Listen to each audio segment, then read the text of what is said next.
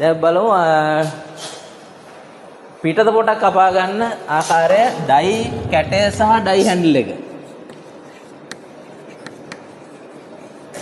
Dye කැටය සහ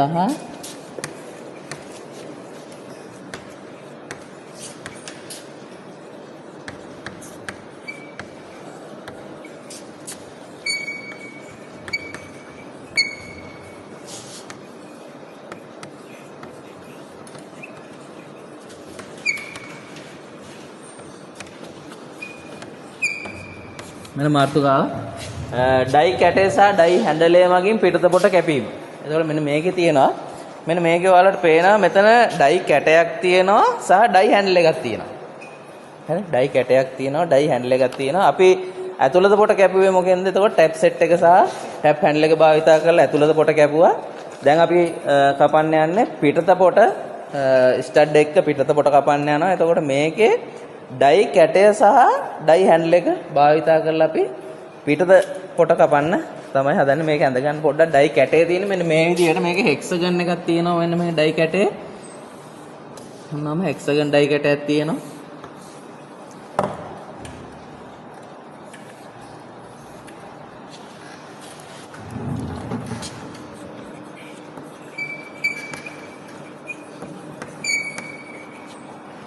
මේ dye කැටේ අපි අඳුනගන්නේ මෙතන ගහලා තියෙන අපිට අවශ්‍ය සයිස් එක මේක මං කිව්වා M වගේකින් තියෙනවා නම් මේක මිලිමීටර් M8 M10 මේ වගේ තියෙනවා නම් මේක අනිවාර්යෙන්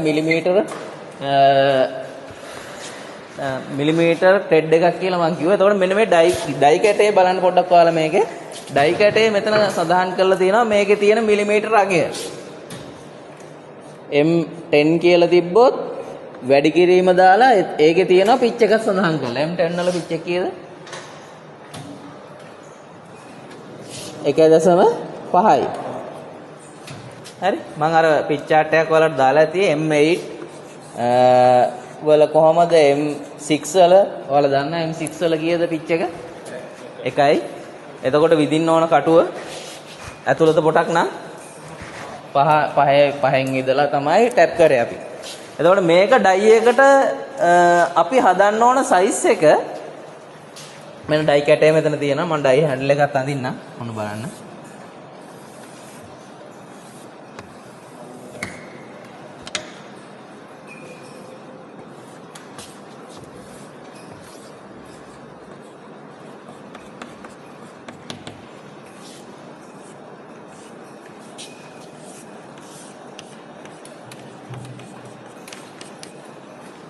මේ වගේ නට් ටිකක් තියෙනවා. මේ ඩයි කැටය තද කරගන්න තියෙන නට් ටිකක් මෙන්න මේ ටික. ඇන ටිකකින් තමයි මේ ඩයි කැටය මෙතන තද වෙන්නේ. හරි මේ ඩයි කැටය මේ හැන්ඩල් එකට දාලා ඇඳ ගන්න.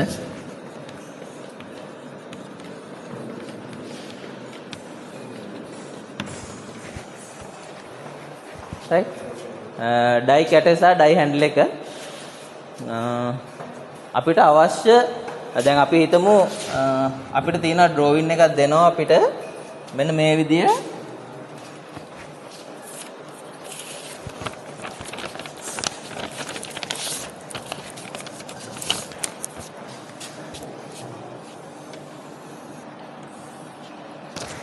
මෙන්න මේ ස්ටඩ් එකේ සම්පූර්ණ දිග තියෙනවා මිලිමීටර් 80ක් තියෙනවා සම්පූර්ණ දිග. එතකොට ස්ටඩ් එක එක පැත්තක මිලිමීටර් 20ක් පොට කපන්න කියලා තියෙනවා. අනිත් පැත්ත මිලිමීටර් 32ක් පොට කපන්න කියලා තියෙනවා. මේකේ තියෙනවා මෙන්න මෙහෙම සඳහන් කරලා M10 කියලා. මම කිව්වා මේ M අකුරකින් සඳහන් වෙනවා නම් අනිවාර්යෙන් මෙතන තියෙන්නේ මොකද්ද? මිලිමීටර් පොටක්. අනිවාර්යෙන් මෙතන තියෙන්නේ මිලිමීටර් පොටක්. එතකොට මෙන්න මේ විදියට සලකුණු කරලා තියෙනවා මේ ඩ්‍රෝවින් කියව ගන්න මේ විදියට. මෙන්න මේ විදිහට සලකුණු කරලා තියෙනවා. මෙහෙම ඉරිදයක් ගහලා මෙතන තියෙනවා පිටපොටක් M10 වලින්. එතකොට මිලිමීටර් 10 පිටපොටක් මෙතන සඳහන් කරලා තියෙනවා මිලිමීටර් 20ක් දුරට.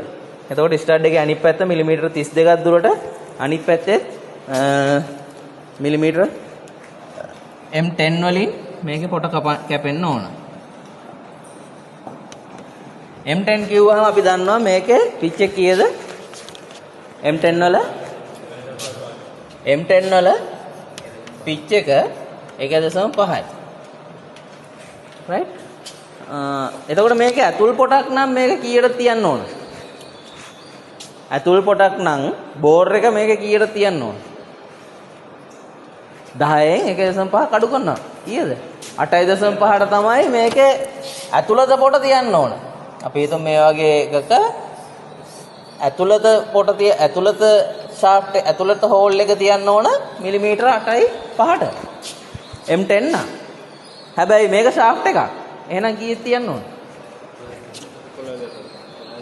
නෑ වැඩි ගන්න නෑ. වැඩි ගන්න නෑ. මේකේ අපි මිලිමීටර 10ම තමයි මේකේ තියන්නේ. හැබැයි අපි ඩයි කැටේ ආරක්ෂාවට අපි සූත්‍රයක් දීලා තියෙනවා මෙන්න මේ විදිහ එකක්. D සමානයි සිම්පල් D ඍණ 0.1 වැඩි කිරීම පිච් එක. මෙන්න මේ වගේ සූත්‍රයක් දීලා තියෙනවා. අපේ මේ ස්ටඩ් එකෙන් අඩු විය යුතු ප්‍රමාණය තමයි මේ දීලා තියෙන්නේ. ස්ටඩ් එක මිලිමීටර 10. M10 පොටක් කපනවා නම් අනිවාර්යෙන් ස්ටඩ් එක ගන්නත් ඕන මිලිමීටර 10. හරි? නමුත් අපි ඩයි කැටේ ආරක්ෂාව සඳහා මේකේ සුළු ප්‍රමාණයක් අපි අඩු කරනවා. ඒ අඩු කරන ප්‍රමාණයට තමයි මෙන්න මේ සූත්‍රය දීලා තියෙන්නේ. සිම්පල් D කියන්නේ අපි දැන් මෙතන තියෙන M අගය 10නේ 10 right. 0.1 වැඩි කිරීම පිච් එක කීයද? 10 පිච් එක 1.5යි. ටක් ගාලා සුළු කරන්න. හරි මේක සුළු කරන්න ටක් ගාලා.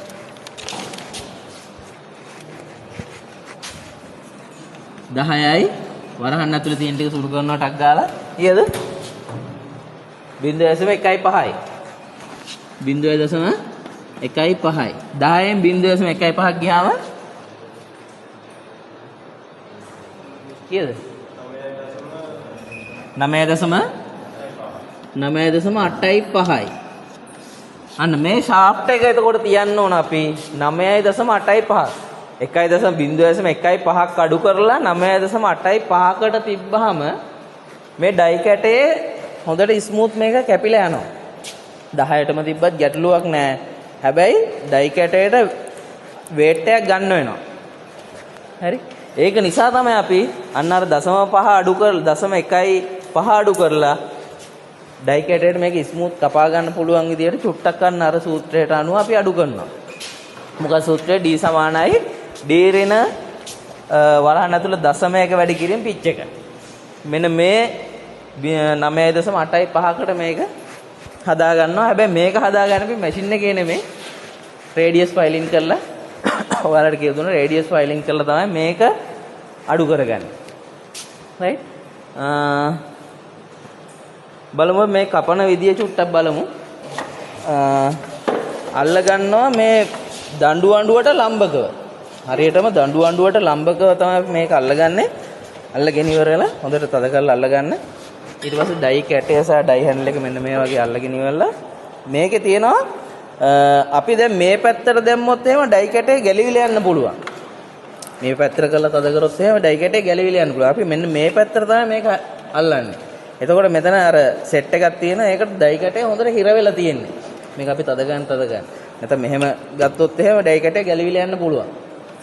ඒක නිසා අපි මේක මෙහෙම අල්ලගෙන ඉවරලා කුලන්ට දාන්න පොඩ්ඩක්